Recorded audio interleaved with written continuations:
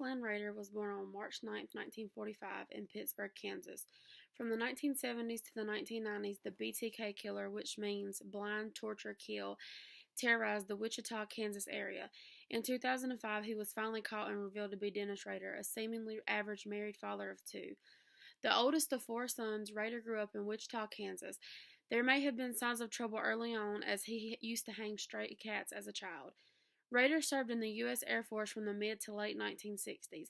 He married his wife Paula in 1971 and worked for a camping gear company for a few years. He went to work for ADT Security Services in 1974. He committed his first murder in 1974, strangling four members of the Oterio family in their home. Later that year, he began seeking fame for his killings, writing letters, and reporting his crimes. His final crime was in 1991, but he resurfaced again in 2004 and again sought media attention. This eventually led to his arrest. He pled guilty and was ordered to serve 10 life sentences in prison. These are pictures during different times in Dennis Rader's life, starting in first grade, going all the way up through his life, from his job, him being a Boy Scouts member and a leader, all the way up to his different mugshots that he took, the latest one being in 2013. In the case of the BTK killer, Dennis Rader, there were so many different pieces of evidence, most of them being physical evidence such as the ropes that he used to hang them and torture them, the blindfolds, and all different things. But the biggest pieces of evidence that he left behind were the letters that he wrote to the different news companies. One of his letters saying, "I write this letter to you for the sake of the taxpayer as well as your time. Those three dudes you have in custody are just talking to get publicity for the Oterio murders. They know nothing at all. I did it by myself and with no one's help. There has been no talk either. Let's put it straight. Joe, his position, southwest bedroom, feet tied to the bed, head pointed in a southerly direction. Bondage, window blind cord. Garrote, blind cord, brown belt. Death, the old bag trick and strangulation with clothesline rope. Clothed, white sweatshirt, green pants. Comments, he threw up at one time, had rib injury from wreck few weeks before, laying on a coat.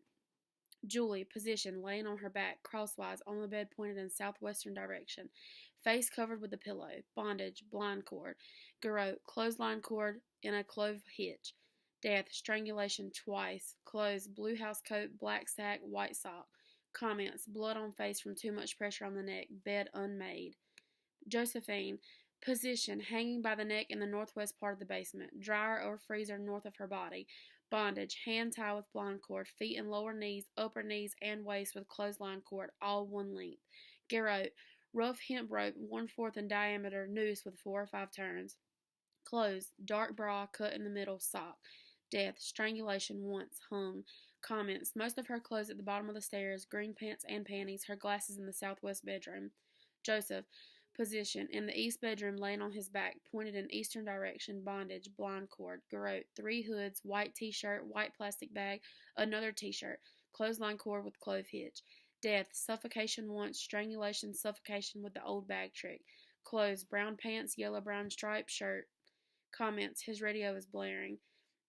All victims had their hands tied behind their backs, gags of pillowcase material, slip knots on Joe and Joseph's neck to hold leg down or was at one time, purse contents south of the table, spilled drink in that area also, kids making lunches, door shade and red chair in the living room, Oterio's watch missing. I needed one so I took it. Runs good. Thermostat turned down. Car was dirty inside, out of gas. I'm so sorry this happened to society. Good luck with your hunting. Yours, truly, guiltily.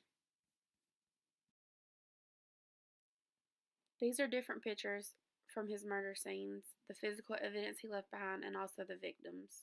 I think all of the pieces of evidence should have been analyzed using fingerprint, DNA, to see if he left anything behind, such as semen, because he obviously got a sexual rise from it. I also think that the letters should have been sampled for his handwriting, and that the all of the victims should have had some kind of rape test or something performed on them.